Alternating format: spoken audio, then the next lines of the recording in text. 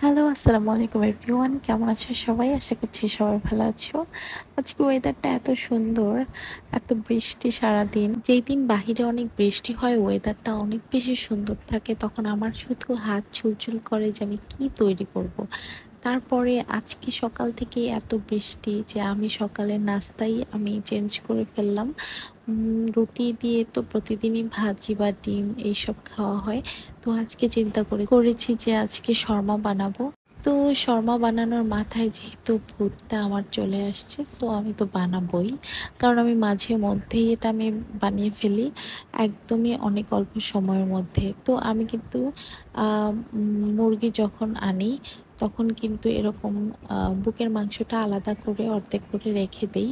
কারণ শর্মাটা আমার বাসায় সবাই পছন্দ করে। তো আমি কিছুদিন পর পরই এটা তৈরি করি, বিশেষ করে সন্ধ্যার সময় বেশি বানানো হয়। তো আজকে হচ্ছে সকালেই বানাচ্ছি, কারণ হচ্ছে আজকে অনেক ওয়েদারটা সুন্দর, সো গরমও কম, এই জন্য এটা আমাদের অনেক বেশি ফেভারিট আর বানাচ্ছি। তো মুরগির মাংসটাকে কিন্তু এরকম ভাবে কুচি কুচি করে নিছি আমি, মানে ছোট ছোট করে স্লাইস করে নিছি। আরেকটা কথা না বললেই না, এগুলো করার সময় আমার শাশুড়ি আমাকে অনেক হেল্প করে। তারপরে আমি কিছু ব্ল্যাক পেপার দিয়ে দিছি এই চিকেনটার মধ্যে।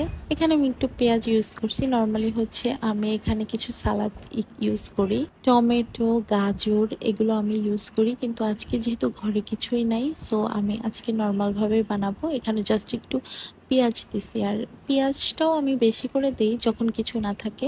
আজকে আসলে পেঁয়াজও কুচি করতে অত ইচ্ছা করতেছিল না, তাই পেঁয়াজও বেশি দেই নাই। আর এই যে দেখো, আমি কিন্তু নান রুটির জন্য কিন্তু আটাটা তৈরি করে রেখেছিলাম, ইস্ট দিয়ে, চিনি দিয়ে, লবণ দিয়ে, যা যা দরকার আর কি সবকিছু দিয়ে। তো এখন এটা রেডি হয়ে গেছে, এটা আমি এখন মেক করব। আমি একটু একটু ডো বানিয়ে নিচ্ছি। আর এটা ডো বানাতে গেলে যদি তোমাদের হাতে লেগে যায় তখন একটু হাতে আটা লাগিয়ে তারপর নেবা, তাহলে কিন্তু আর হাতে লাগবে না। আমার আজকে ডোটা কিন্তু হাতে লেগে যাচ্ছিল, আমি একটু আটা নিয়ে নিচ্ছি। এই যে চিকেনটাকে কিন্তু আমি রেডি করে ফেলছি। এই চিকেনটাতে কিন্তু আমি তেমন কিছু দেই নাই, জাস্ট একটু তেলের মধ্যে ব্ল্যাক পেপার দিয়েছি একটু, আর হচ্ছে লবণ আর একটু গুঁড়া মরিচ দিয়ে দিছি। এই হচ্ছে, আর যদি ঝাল না খাও তাহলে কোনো গুঁড়া মরিচও দিতে হয় না।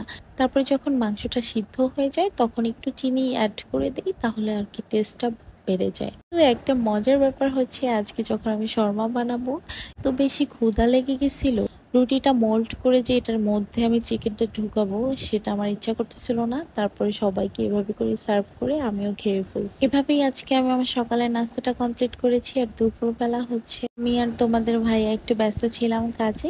তারপরে আমার শাশুড়ি দেখি গরুর মাংস রান্না করেছে আর খিচুড়ি রান্না করেছে। বাই দ্য ওয়ে, আমার শাশুড়ি না, এটা আমার খালা শাশুড়ি রান্না করেছে। তো এটা অনেক বেশি টেস্টি ছিল আর ইয়ামি ছিল। আজকে তো আমি অনেক খাবার খেয়েছি, আর আমার এত বেশি ক্ষুধা লাগছিল, আমি গরুর মাংসটা যখন তোমাদেরকে দেখাচ্ছিলাম তখন এটা ভাপ উঠতেছিল, এর জন্য এরকম ক্যামেরাটা ঘোলা দেখাচ্ছিল। আর নেক্সট ডে আমি আলাদাভাবে শুটও করে নেই। এই হচ্ছে খিচুড়িটার কালার, দেখো কি সুন্দর হয়েছে। সো আজকে ঘরে বসে বৃষ্টির মধ্যে খাওয়া দাওয়া আর কিছু কাজ করেছি, আর সেই কাজগুলো আমি তোমাদের নেক্সট ব্লগে শেয়ার করব, কি কাজ করেছি ঘরের মধ্যে তোমার ভাইয়া আর আমি। তো তোমরা আমাদের সেই ভিডিওটা দেখার জন্য ওয়েট করো, আমরা সেই ভিডিওটা আপলোড করব আমরা আসলে কি কি কাজ করেছি। সো আজকের মতো এই পর্যন্তই, আল্লাহ হাফেজ।